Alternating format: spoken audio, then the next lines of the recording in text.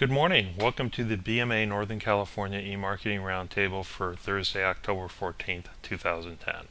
Today's roundtable will cover two exciting new changes to the PPC advertising world from Google AdWords extensions and Google AdWords campaign experiments. My name is John Thiefalt from Beasley Direct Marketing, and I will be your presenter this morning. We'll be covering Google AdWords extensions, what they are, the four basic extensions, and why they are very helpful to your campaigns. And also, we'll be talking about a new feature, Google AdWords campaign experiments. A little about Beasley Direct Marketing. We are a full-service direct marketing agency who has been around since the early 90s. We offer email, direct mail, search, local, print, personalized landing pages, web collateral, print collateral, you name it, we offer it. We do a really great job for our clients, and if you are interested, please contact either Lori Beasley or myself for more information. A little background on myself. I've been managing PPC clients for the last 9 years. I currently have $1.5 million in annual ad spend under my personal management. We have a broad range of business-to-business and business-to-consumer clients. And most importantly for today's presentation, I was a beta tester for Google AdWords extensions last year when they originally came out. Now, what are the extensions and why should I really take the time to set them up? Google AdWords extensions will give you more visibility for your products within the Google network. They also give you a tighter integration between your messaging and your products, and this results in a higher click-through rate and also higher conversions once they get to your site, resulting in a higher return on investment, return on ad spend.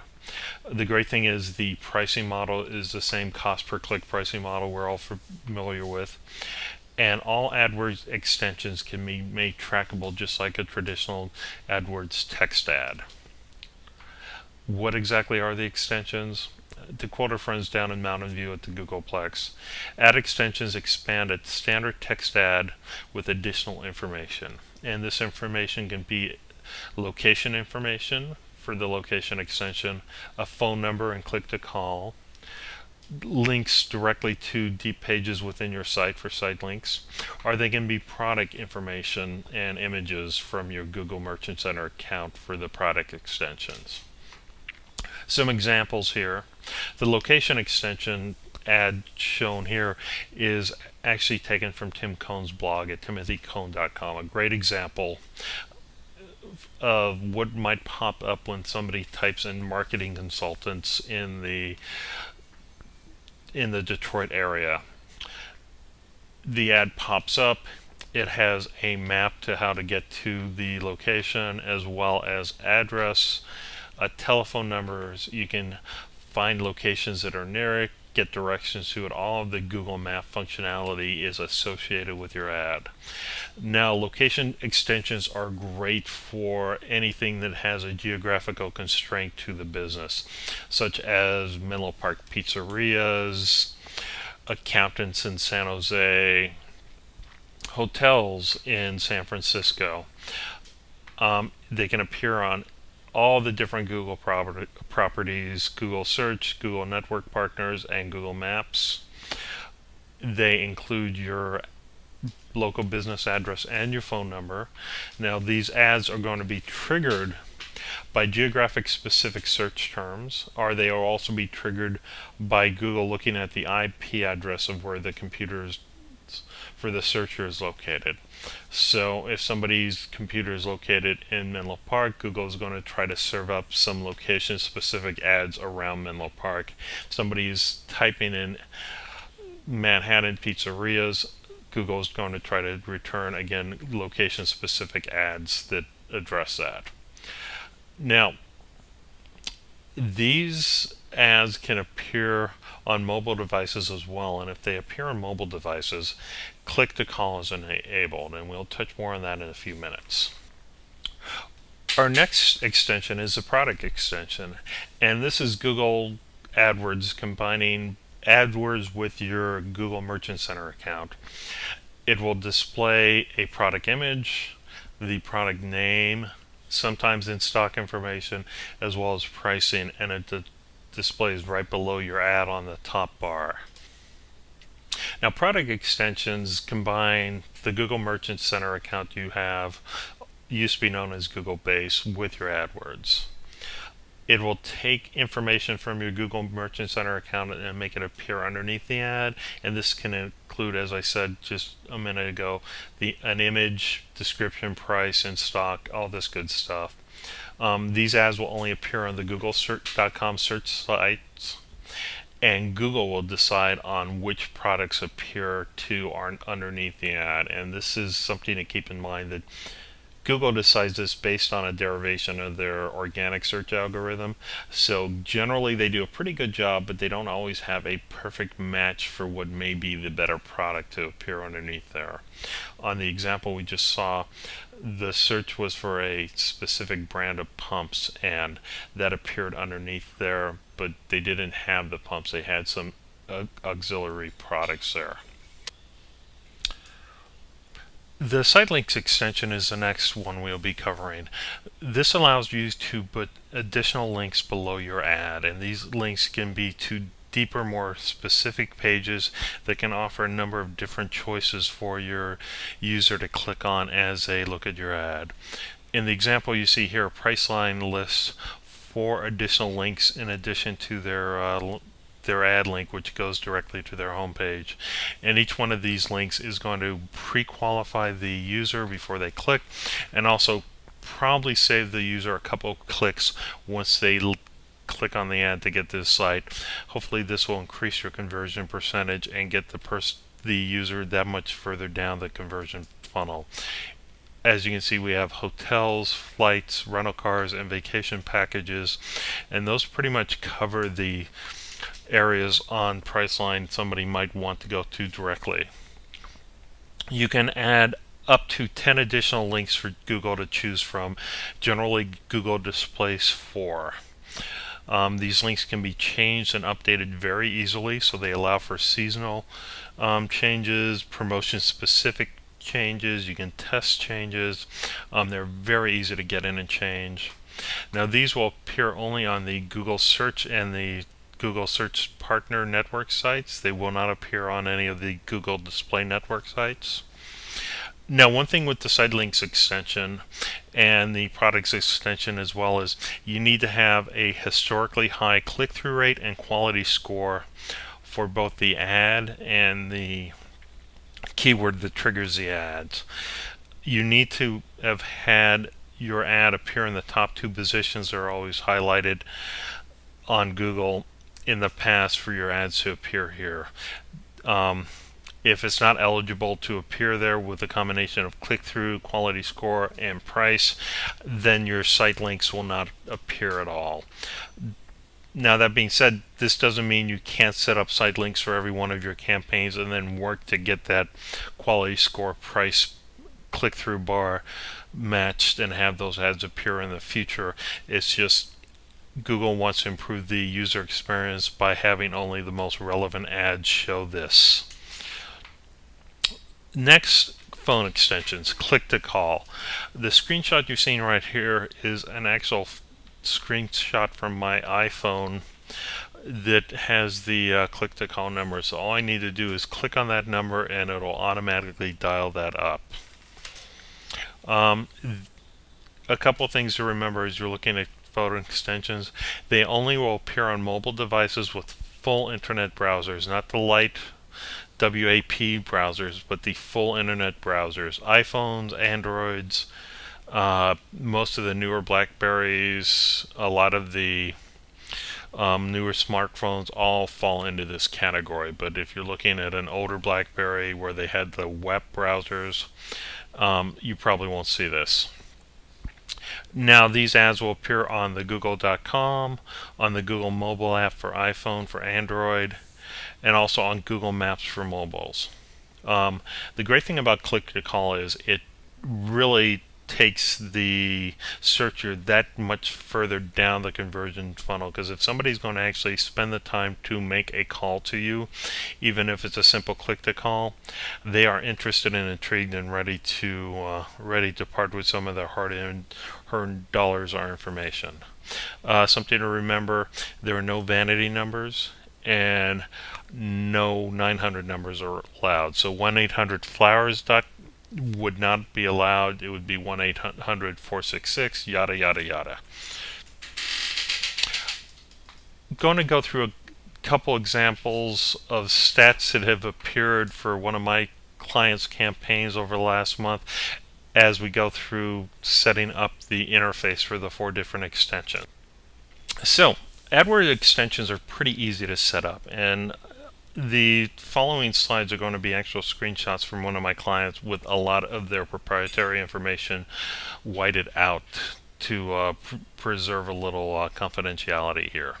So go to your campaign tabs, and then once you're there, select a specific campaign, and you will have your sub tabs down in the middle of the screen. Go to the Add Extensions, which is circled in black here, and then from that you will have a View drop down, and that's circled in blue here, and that'll have the 4 different site links. The location extension, fairly easy to set up.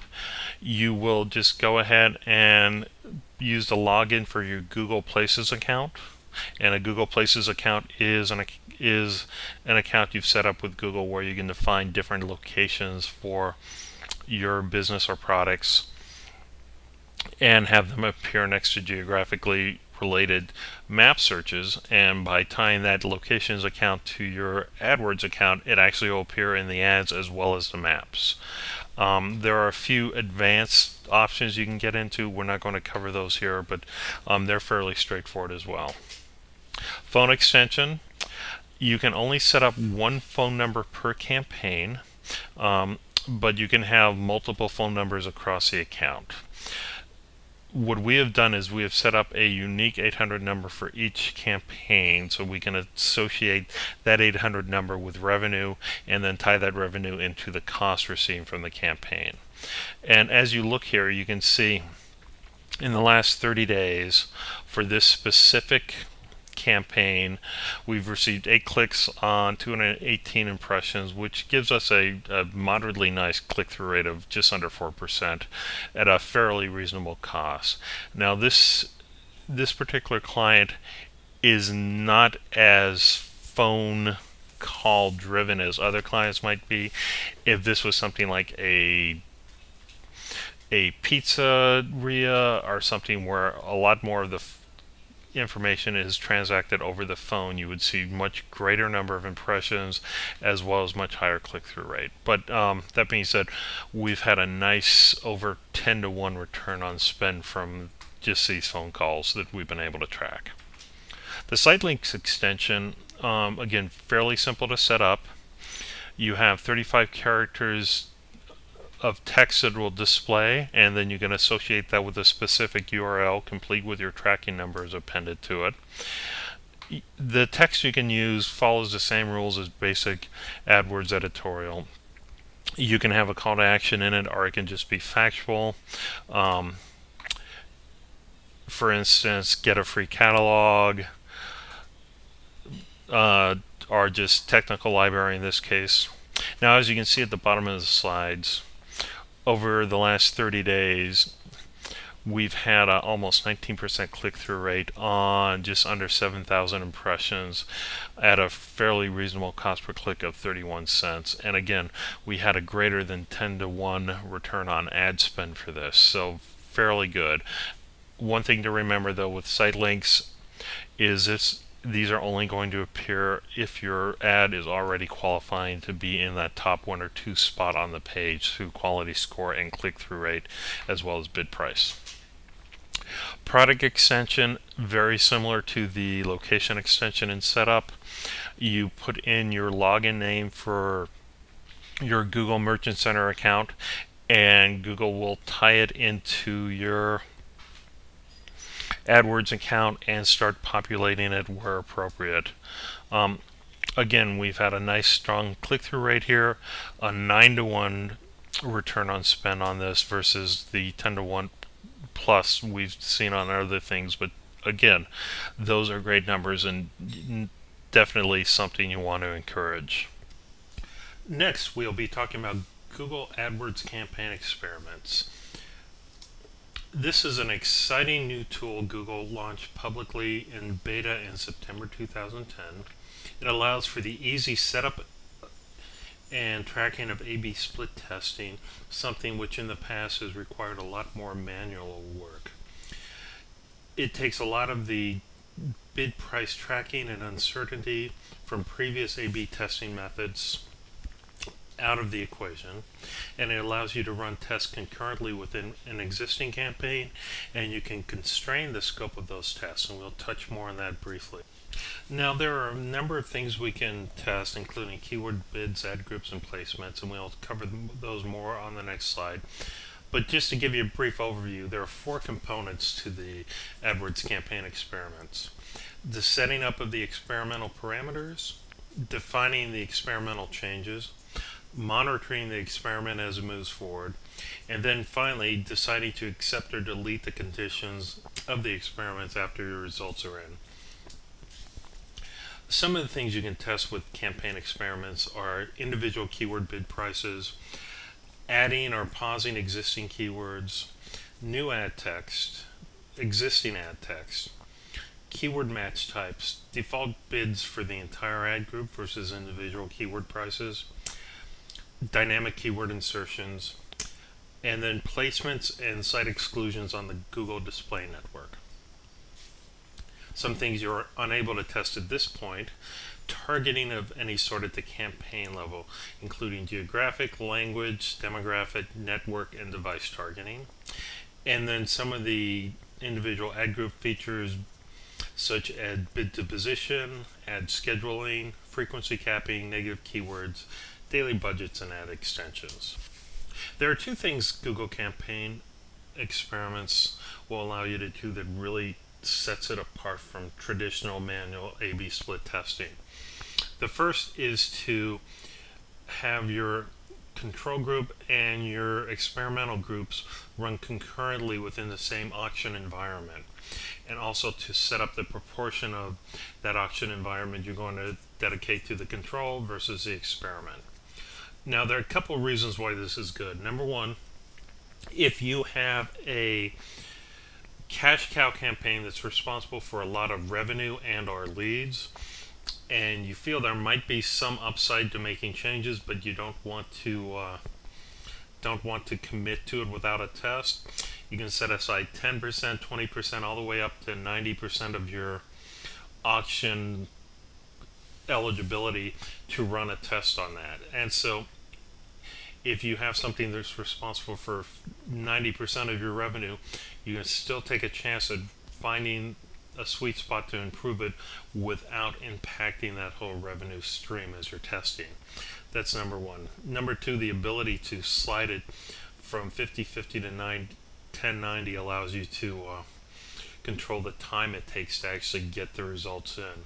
Obviously, 50/50 is going to get you your results much quicker than a 10/90 split. The second really powerful feature of ACE is its ability to give you statistically significant feedback on your campaigns that you are testing. Now, it does this in 3 ways. Number 1, it says, do you have enough data where the changes and the results you are seeing are beyond the random chance occurrence? Or do you still need more impressions and or clicks to get it to that number? So that's the first thing. Is it statistically significant?